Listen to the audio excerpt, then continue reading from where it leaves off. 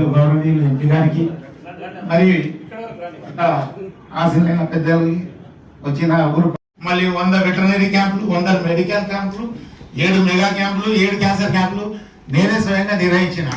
కాబట్టి చాలా మంది తెలియదు. మేము పేపర్ ప్రముఖంగా పోకుండా మా స్వామి ఏం నేర్పించిందంటే ప్రముఖులు, వ్యాపారస్తులు, మిత్రులు అందరికీ ఒక గంజి వ్యవస్థ వ్యాపారులు, రైతులు, గుమాసాలు, అమలీలు వారి గురించి ఎవరైనా చెప్పారో నాకు తెలియదు. నేను చివరిగా వచ్చాను. రైతుల గురించి కొంచెం సారు రైతు కుటుంబం నుంచి వచ్చారు కాబట్టి కొత్త మార్కెట్ యార్డ్ కూడా ఇక్కడ అవుతుంది సార్.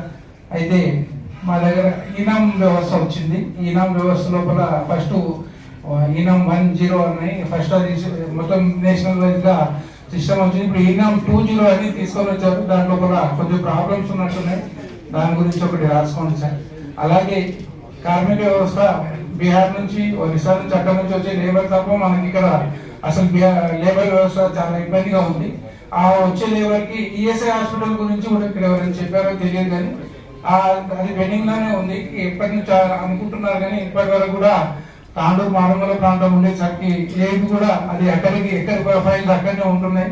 దయచేసి మీరు పెద్ద మనసు చేసుకొని ఈఎస్ఐ హాస్పిటల్ గురించి దయచేసి ఒకటి ఆలోచించండి.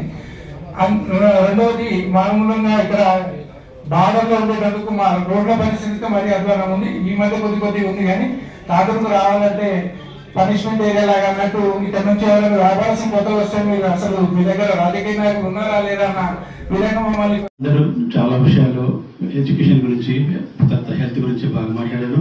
అవన్నీ నీడెడే. తర్వాత ఇప్పుడు తాండూరు యాక్చువల్లీ ఇంతకుముందు ఒక తాండూరు అనేది మా తెలంగాణలో దుబాయ్ అని పేరు వచ్చింది. దాంట్లో మల్కాపూర్ గ్రామం అనేది తాండూరు దుబాయ్ అనే పేరు వచ్చింది. అక్కడ ఇప్పుడు తాండూరులో పరిస్థితి ఎట్లేదంటే తాండూరు నుంచి దాదాపు శంకర్పల్లికి వలస కార్మికులు దాదాపు 500 మంది తాండూరు నుంచి మినిమం 105 మెంబర్స్ అవుతున్నారు. అలాగే మల్కాపూర్ గ్రామం అయితే టోటల్ ఖాళీ అయిపోయింది. అంటే ఈ తాండూరు నుంచి గౌతాపూర్ సెక్టర్ వరకు, గౌతాపూర్ నుంచి కొత్తపూర్ సెక్టర్ ఆల్మోస్ట్ 50 to 60% లేబర్ హైదరాబాద్కి షిఫ్ట్ అవుతున్నారు. దీనికి కారణం ఏంటంటే దీనికి ఫస్ట్ అన్నిటికంటే మొత్తం గనులది యొక్క యాజమాన్యం కానీ, గనుల యొక్క నియంత్రణ లేకపోవడం కానీ, తర్వాత వీళ్ళకి సరైన గైడ్లైన్స్ లేకపోవడం కానీ ఒక కారణం. అలాగే తర్వాత అన్నిటికంటే ఇంకొక అందరు మర్చిపోయిన విషయం మద్యపానం. అది దాంట్లో మొత్తం టోటలీ ఆ సెక్టర్, లోవర్ సెక్టర్ టోటలీ మొత్తం ఇచ్చేసేస్తుంది. అదొక దానిపైన దృష్టి సారించాలి. నెక్స్ట్ ఇంకొక రెండే విషయాలు ఇక్కడ అందరు రాసిన పాత్రలో డిఫరెంట్గా మాట్లాడతాను. దాంట్లో ఒక శ్రీనివాచార్య గారు ఒకటి చెప్పారు. దాంట్లో తాండూరుకు ఎస్పెషల్లీ మన్నెగూడ నుంచి గుల్బర్గా వరకు ఒకటి నేషనల్ హైవే ఒక కనెక్టివిటీ చేస్తే డెఫినెట్గా మనం బాంబేకు, హైదరాబాద్ టు బాంబే రోడ్ అనేది చాలా తగ్గిపోతుంది. దాదాపు 100-150 కిలోమీటర్ తగ్గిపోతుంది. ఎట్లా తగ్గుతుందంటే మన్నెగూడ నుంచి వయా లక్ష్మీనారాయణపూర్ నుంచి డైరెక్ట్ సైడ్ వెళ్ళిపోతుంది. అదొకటి చేస్తే నేను ఆల్మోస్ట్ 15 years నుంచి అందరూ రాజకీయ నేను చెప్తున్నాను. దాని గురించి ఎవరు శ్రద్ధ చూపించట్లేదు. సెకండ్ ఇంకోటి లాస్ట్ టైం నేను ఉమేష్ యాదవ్ గారితో కలిసి Tandur to Chincholi railway track గురించి మాట్లాడినా అది ప్రోగ్రెస్ ఉంది. అది ఉద్గీర్ నుండి మహబూబ్నగర్ కనెక్టివిటీ చేస్తే డెఫినెట్గా మన తాండూరు ప్రజలకు, ఎందుకంటే ఏ ఊరైనా సరే మెయిన్ పట్టణానికి 100 కిలోమీటర్ రేడియస్ లో ఉన్న దూరం ఉంటే ఆ ఊరు అభివృద్ధి చెందింది. ఎస్పెషల్లీ మహబూబ్నగర్ తీసుకోండి, సిద్దిపేట తీసుకోండి, తర్వాత గద్వాల్ తీసుకోండి. మీరు ఏదైనా సరే 100 కిలోమీటర్స్ యాక్సెస్ ఉండాలి. 100 కిలోమీటర్ యాక్సెస్ ఉండాలంటే మనకు కనెక్టివిటీ ఉండాలి. ఆ కనెక్టివిటీ లేకపోవడమే తాండూరు, ఎందుకంటే లాస్ట్ ప్లేస్ అయిపోయింది తెలంగాణలో.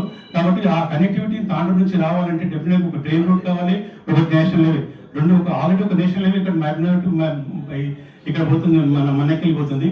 అదే సేమ్ నేషనల్ హైవేని మనం మన్నెగూడ టు గుల్బర్గా చేసిన అనుకోండి డెఫినెట్గా మనకి యాక్సెస్ పెరుగుతుంది. మన వారికి కొంచెం ఇక్కడ దాబాలు పెట్టుకోవాలి, వాటి వీటికి మంచి మూవీస్ ఉంది. ఇంకా అదొకటి యాక్సెసిబిలిటీ ఒకటి. సెకండ్ ఇండస్ట్రీస్ సార్, ఇక్కడ ఇండస్ట్రీస్ లేకపోవడం వల్ల మన తాండూరులో కార్మికులు, ఇంతకుముందు చెప్పిన పాయింట్, తాండూరులో కార్మికులు తర్వాత అందరూ బయటికి వెళ్ళి పనిచేసుకుంటున్నాను. ఆ ఇండస్ట్రీస్ పైన ఫోకస్ చేయాలని మీకు ఈ సభాముఖంగా పెట్టుకుంటున్నాను. ఈ రెండింటిని చేస్తే అనుకోండి డెఫినెట్గా తాండూరు మీరు చెప్పిన ప్రకారం జరుగుతుంది. ఇంకోటి సార్ చెప్పినట్టు వాటర్ గురించి, జలం గురించి చెప్పాను కదా. ఆ జలం గురించి ఫస్ట్ మనం అందరం డైజెస్ట్ తింటున్నాం కానీ ఎక్స్క్రీషన్ గురించి మాట్లాడతలేదు. ఆ విషయం కూడా మేము మున్సిపల్ చైర్మన్ అప్పటి నుంచి చెప్తున్నాం. వాళ్ళకి చీమ కొట్టినట్టుగా కనిపిస్తుంది. అదే విషయం చెప్తున్నారు. ఎక్స్క్రీషన్ కూడా ఇంపార్టెంట్. ఎట్లా తినడం ఇంపార్టెంట్, ఎక్స్క్రీషన్ అదే ఇంపార్టెంట్. దాన్ని కూడా మీరు సరైన దీన్ని తీసుకోవాలని సభాముఖంగా పెట్టుకుంటే ఈ అవకాశం ఇచ్చింది.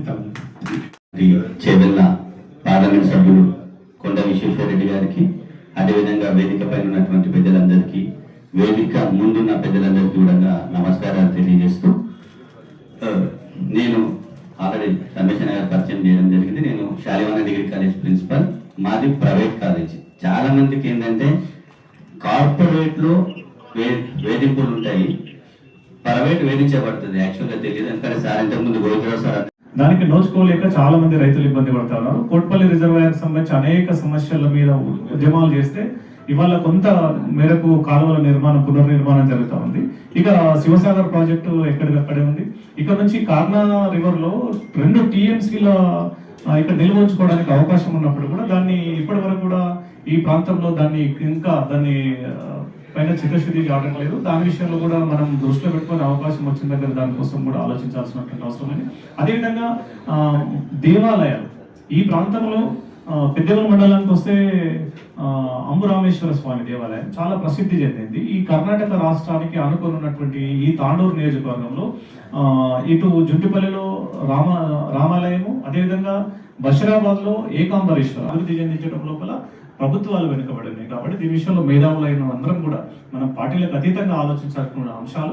ఇక్కడ ఈ నాపరాతి బండ కానీ కందిపట్టకి ఆల్మోస్ట్ ఇక్కడ గ్లోబల్ ట్యాగ్ ఇచ్చినాము. ఇక్కడ బండ ఎక్స్పోర్ట్ అవుతా ఉంది ప్రపంచవ్యాప్తంగా. దాని మీద మొన్ననే పవన్ ఒక రాళ్ళీరుతున్న తాండూరు అని చెప్పేసి ఒక మొన్న పుస్తకం రాసింది చాలా గొప్పగా. అయితే ఈ తాండూరు యొక్క ఉనికిని చాటాల్సినటువంటి అన్ని సాహిత్య పరంగా, రాజకీయ పరంగా అనేక రకాలుగా, అంటే చాలా ఇంతకుముందు మినీ దుబాయ్గా తాండూరు మైగ్రేట్ అయ్యి కొన్ని వందల వేల కుటుంబాలు ఇక్కడ వచ్చి జీవనం సాగిస్తున్న సందర్భంలో ఈ యొక్క తాండూరు ఉనికి కోల్పోతా ఉంది. తాండూరు యొక్క ఎగ్జిస్టెన్స్ ని, తాండూరు యొక్క ప్రాముఖ్యతని బయటికి ఎలివేట్ చేయాల్సినంత ఎలివేట్ కావట్లేదు. కాబట్టి దీని మీద అందరము మేధవ మదనం చేసినా దీన్ని ఖచ్చితంగా రాబో రోజుల్లో మన తాండూరు అభివృద్ధి కోసం మనందరం కూడా పాటుపడాలని చెప్పేసి తెలియజేస్తూ మీరు యొక్క అందించినటువంటి అమూల్యమైన సందేశాలకు సమాచారానికి మీకు అందరూ కూడా ప్రత్యేకమైనటువంటి ధన్యవాదాలు తెలియజేస్తూ, నేను అందరు ప్రభుత్వాలు నేరం ఎవరి మీద, క్రైమ్ ఎవరి మీద, మన చిన్న పిల్లల మీద చేస్తున్నాం. మన దగ్గరనే ఏ దేశంలో ఉండదు, ఎదిగిన దేశంలో ఉండదు, అమెరికా నార్వేలు అక్కడ ఉండదు, సోమాలియా ఇథియోపియాలు ఉండదు. ఏంటంటే మనం చిన్న ఉన్నప్పటి సంది మన పిల్లలను విభజిస్తున్నాం. మీరు అన్నిట్ల ధనవంతుల పిల్లలు, మీరు ధనం కొంచెం తక్కువ ఉన్నోళ్ళు, మీరు అప్పర్ మిడిల్ క్లాసు, మీరు మిడిల్ క్లాసు, మీరు లోవర్లు, మీరు పేదోళ్ళు, మీరు అతి పేదోళ్ళను, అంటే 7 కేటగిరీల స్కూళ్ళు తయారు చేసినాం. అంతే కదా? అంటే మన పిల్లలకు సమాజంతో కలిసే నేర్చుకునే అవకాశం పొడగొట్టినాం. ధనవంతుల పిల్లలతోటే పెరుగుతారు. వాళ్ళ ఎడ్యుకేషన్ వెళ్ళే వాళ్ళకు డాన్స్లు, కరాటేలు, కంప్యూటర్లు, రోబోటిక్స్ నేర్పుతారు. ఇప్పుడే నేను వచ్చేది ఏంటంటే, ఈ రోజు ఎందుకు వచ్చిందంటే ఇది మొట్టమొదటి రోజు స్కూళ్ళు మొదలవుతున్నాయి, అందుకే తాండూరుకి వచ్చిన. కానీ తాండూరుకు రాలేదు, నేను యాలాల్ స్కూల్లోకి పోయినా. ఎందుకంటే నాకు ఈ సమస్య అంటే చాలా లోతుగా చేసినాను. నేను స్కూల్లో అటు ఇది చూస్తుంటాను, air condition buses, air condition ఇది, రోబోటిక్స్ చూస్తాను. ఇటు రాజకీయాలకు వచ్చినాక ప్రభుత్వ పాఠశాలకు పోతే పిల్లలకు బాత్రూమ్లు లేవు.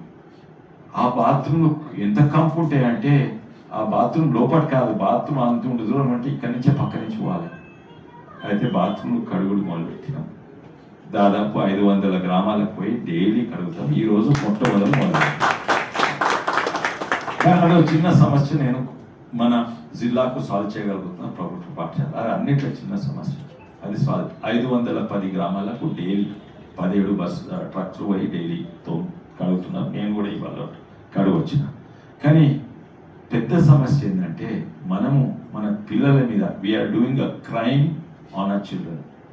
అమెరికాలో 99% గవర్నమెంట్ స్కూల్స్, అంటే గవర్నమెంట్ అంటే క్వాజీ గవర్నమెంట్ స్కూల్స్ అంటారు, పోతారు, ప్రైవేట్ స్కూల్స్లకు పోరు. ఇక్కడ మన గవర్నమెంట్ స్కూల్స్ ఎంత అధ్వానమైనాయి అంటే, ఇప్పుడు పేదోళ్ళు కూడా పంపిస్తలేరు, అతి పేదలు పంపిస్తున్నారు. పేదోళ్ళు కూడా ప్రైవేట్ స్కూల్స్. నేను గోవాకు పోయినా, గోవా రాష్ట్రం పోయినా, అది కూడా నేను సోషల్ మీడియా వెచ్చించాలి. గోవాకు పోతే అందరు బీచ్లకు పోతారు, ఏదో పబ్లకు పోతారు, కొందరు జువా ఆడుతందుకు పోతారు, ఇవన్నీ పోతారు. కానీ మీరు ఎవరన్నా గోవా పోతే గోవా ఊర్లకు కొండి, ఆడ ప్రభుత్వ పాఠశాలకు కొండి, తర్వాత అంగన్వాడీ సెంటర్ వాళ్ళి, ప్రైమరీ హెల్త్ కేర్ సెంటర్స్ వాళ్ళు. మీరు నమ్మరు మన భారతదేశం అని.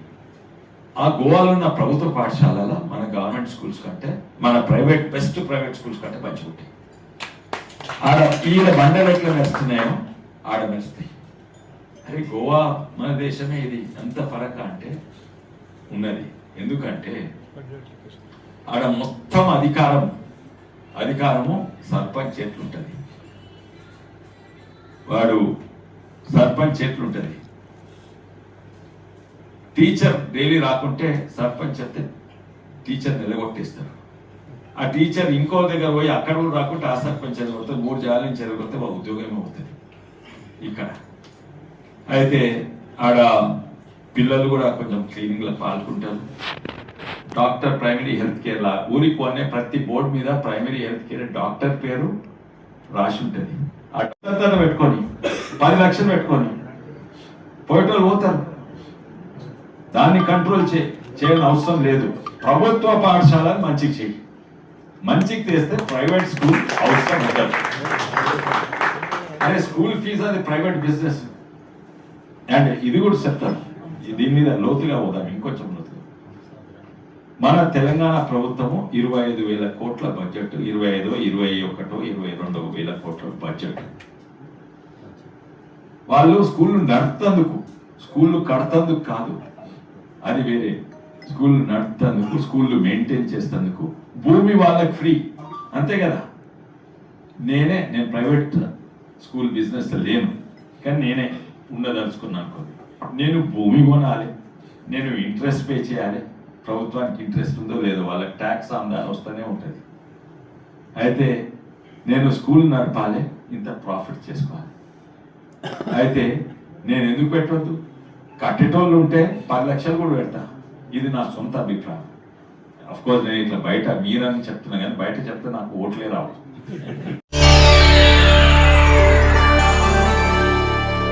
చేయండి, షేర్ చేయండి. కోసం ఛానల్ ని సబ్స్క్రైబ్ చేయండి. అలాగే ఇక్కడ ఉండే ఈ గంట సింబల్ ని క్లిక్ చేయండి. మేము అప్డేట్ చేసే ప్రతి వీడియో నోటిఫికేషన్స్ మీకు వచ్చేస్తాయి.